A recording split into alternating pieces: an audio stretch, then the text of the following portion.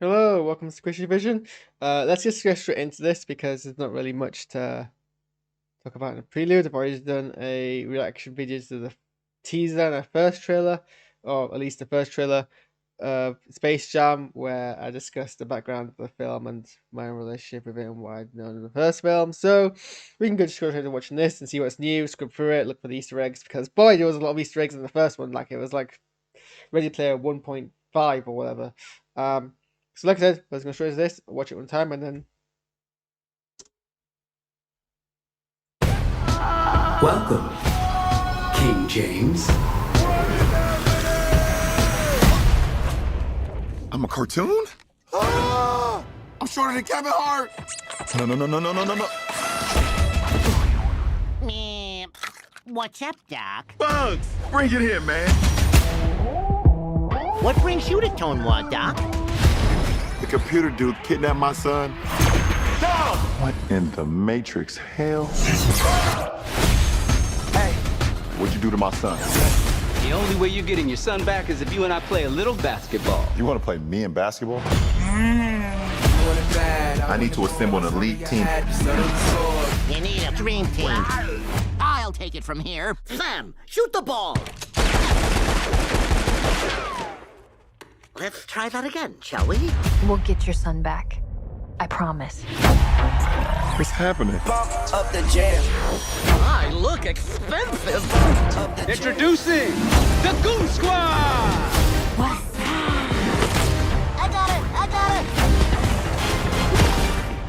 it. She got me. I'm not a betting duck, but my money's on the other team. pump up the jam. Yo, King, you're about to lose your Got family, the world in my hand. everything you love. Well, at least we're good. Oh, and I almost forgot. All of the tunes will be deleted, so Come on, guys. The Toon Squad doesn't give up. If we're going out loony. Bump up the jam. You gotta win this game and get our son back. Pump up the jam. Let's go, Toons! I got hops. It's on. Coming off the bench, Wile Coyote. The machine's producing multiple Wile Coyotes.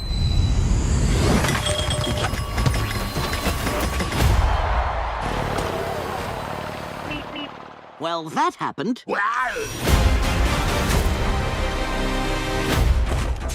We need a boost. A secret weapon. Come on, man. Granny's out here having a martini at halftime. Haters gonna hate.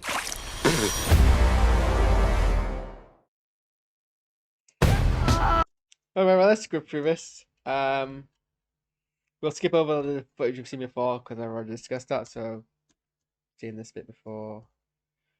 Seen this bit before. Seen this bit before. So he gives him a hug, which I guess is a marked difference from how Michael Jordan, right? Yes, did in the last film where he was completely like, what the heck is going on? This guy seems to have more of a. So in this, based on trailer, obviously, disclaimer: we all know, but trailers don't give an accurate view of the film. They're a narrative over themselves designed to promote the film, so they may or may not be entirely accurate to what the actual film turns out to be. But this gives the illusion that LeBron James is more comfortable with the idea of being of meeting Bugs Bunny. I guess if it's set in the same universe as Space Jam, it's already established that these guys are actually real and exist. So we see him fly over Toon Land, Toon World, or however they call it, and we see kind of different set pieces from the films. Like I can see in the corner there, so it looks like the kind of Mexico sets that Speedy Gonzalez is often depicted in. I think I recognize a house from a short as well. A couple of other buildings. Honestly, seeing Don Cheadle in this weird CGI hologram with just a blank like eyes is actually kind of freaky. It's freaking me out, but then again, Don Cheadle kind of has a very freaky face. Yeah, this is all stuff you've kind of seen already. Some of the new clips here, but nothing that's kind of already was established. We know that what's Don Cheadle's? I'm just calling him Don Cheadle. I can't remember what his character's name is now. Don Cheadle is holding his son hostage, and he will release him if he plays basketball. Challenges with basketball, and there's the joke about he's challenging. I think LeBron James is a basketball player, right? That's how it works. Apparently YouTube may have blocked my audio because it detected the copyright things. Never does for everything else, but if you can't hear me, that's why. But I suppose it's gonna be like there was in the previous film. There's a twist where people are facing, while seemingly easy opponents, actually have a oomph up the sleeve. So you see more clips of some of the scenes we've seen before. Them recruiting extra kind of help. Everyone's animated. I wonder how much this film is actually going to be animated, because in the previous film the recruitment period lasted, the getting teams together lasted a short segment.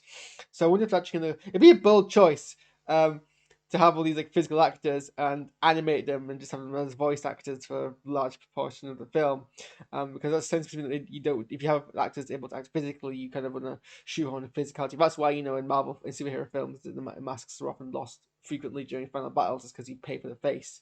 So it is curious to know how much of the film is actually going to be 2D animated. This is stuff we've already seen with the joke. Looney Tunes humor is kind of an art form and a very a very high form of comedy. Like I think like it's very good. Like it's like Looney Tunes is ageless. Like well, most of Looney Tunes is ageless. Certain parts notably are not. But the way Looney Tunes does its humor, and I think I can't remember if it's Nerdwriter or less from a screenplay or somebody else, but someone does a very fantastic video about the comedy of Chuck Jones, and it has a very similar formula. It's basically how all comedy works. It's expectation, subversion, very easy to do. So really, it's very easy. I don't want to say, I want to say the word easy, but not in a very disparaging or belittling way, because Looney Tunes is like really high art in terms of comedy and cartoon. It's craftsmanship and a lot of love went into it. So I don't want to belittle it, but in terms of formula, it's fairly easy to do Looney Tunes justice, as long as you follow that kind of absurdist art that it is. And so you get a couple of gags here which actually work alongside that. The expectation and then subversion. I can't actually remember the voice of Lola Bunny, such as she is a relatively modern and new part of the Looney Tunes canon, isn't embodied in my brain, so I can't tell if Zendaya's take on her here is. I'll have to watch them side by side, but I can't tell if Zendaya's take on here is any substantially different from what Lola Bunny was in Space Jam. As a character, she's not particularly resonant to me, so I wouldn't particularly bothered if it's not cohesive in terms of portrayal. I do recognize Zendaya's inflections, if not her voice, in this delivery though. It's very cut to kind of the more CGI version. Probably gonna scrub through this a wee bit because there's probably gonna be some Easter eggs somewhere or another. I like this whole I like expensive joke. That's funny. Okay, well, we've got King Kong with Iron Giant. Who else can I recognize? I see. I can't remember what's the name now. The futuristic version of the Flintstones. I can't remember the name, but I can kind of see them above me. The thing is, it's also tiny. It's hard to really point them out. I mean, somewhere in there will be the mask, or maybe on the other side. I keep mistaking those floaty triangle things for Daleks, but I don't think the Daleks. It'd work because it's like so if we're Looney Tunes back in action.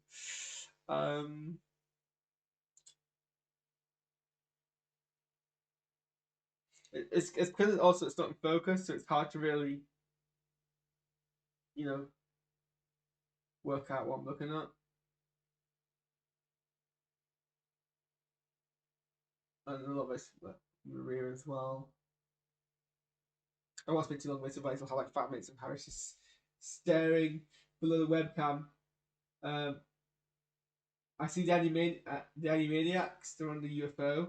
I almost thought that was Mickey Mouse, but no, then the red nose tipped it off.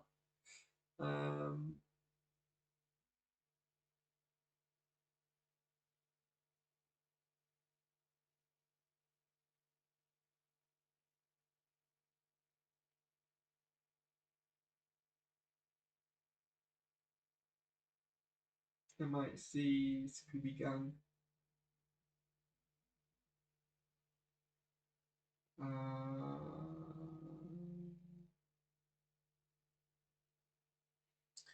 I mean, someone's gonna expect. There's gonna be a video on YouTube of someone who actually has got taken time to scrub this pixel by pixel. So I guess I will leave up to them to actually do that. See, this joke I didn't like because it's not the expectation subversion. Because we've seen this joke in Looney Tunes so many times, it has become subversion. It has become expectation. That's why this joke falls flat to me, because it's not expectation subversion. Again, even like the previous show where Sam shoots, Daffy's bill, has been done before, but it's, I don't know, for me, familiar in a not a very cringy way.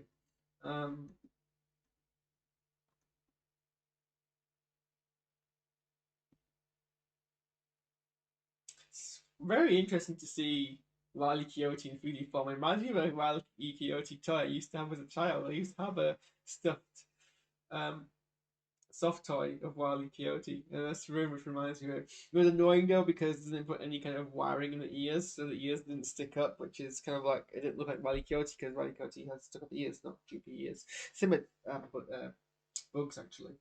But it's also we've got what's the rooster's name? Foghorn something.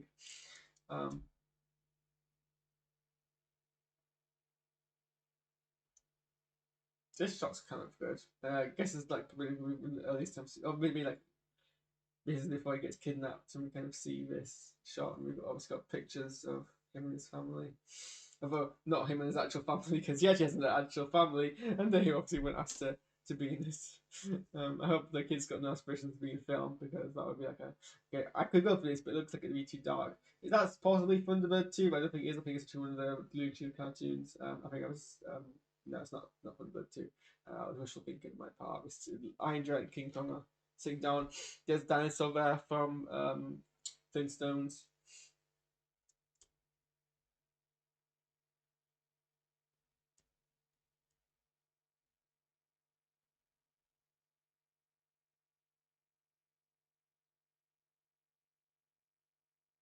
And then we get stakes about the Looney Tunes will be deleted from the server.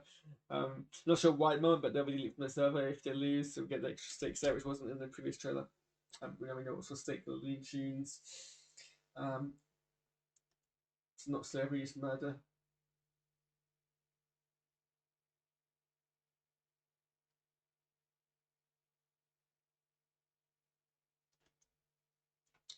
Roadrunner. So actually, yeah, just kind of shot about. Yeah, I'm pretty sure you can't balance the ball in your head.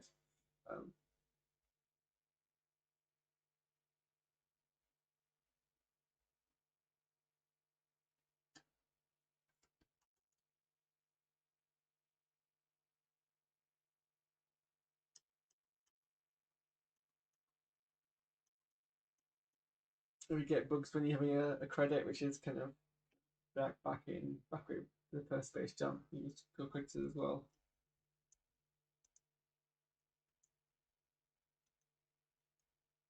See, this joke's funny. This is like classic kind of Wile E. Coyote humor. I just love the whole like, what have I done thing there.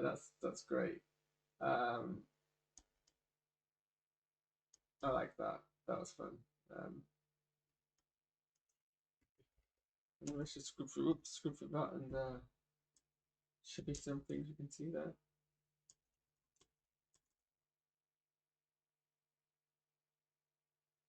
See if I can identify anyone in the background.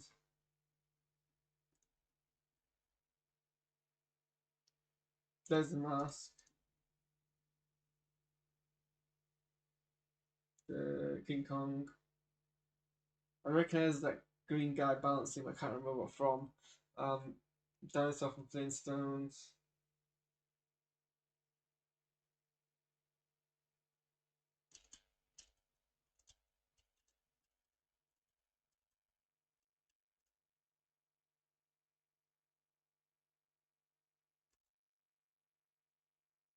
I don't know who that white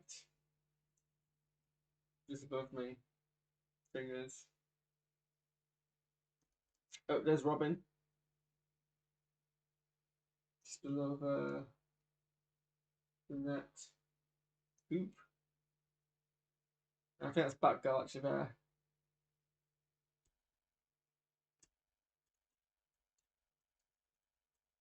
Yeah, there's Robin.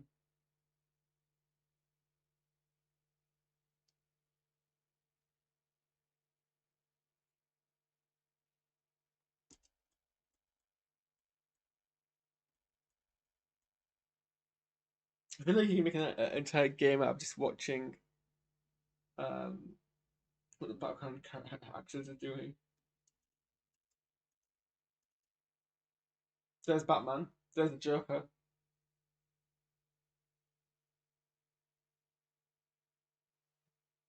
Still lolling a little bit of Pennywise, the Clown, and the guys from the Clockwork Orange are in this.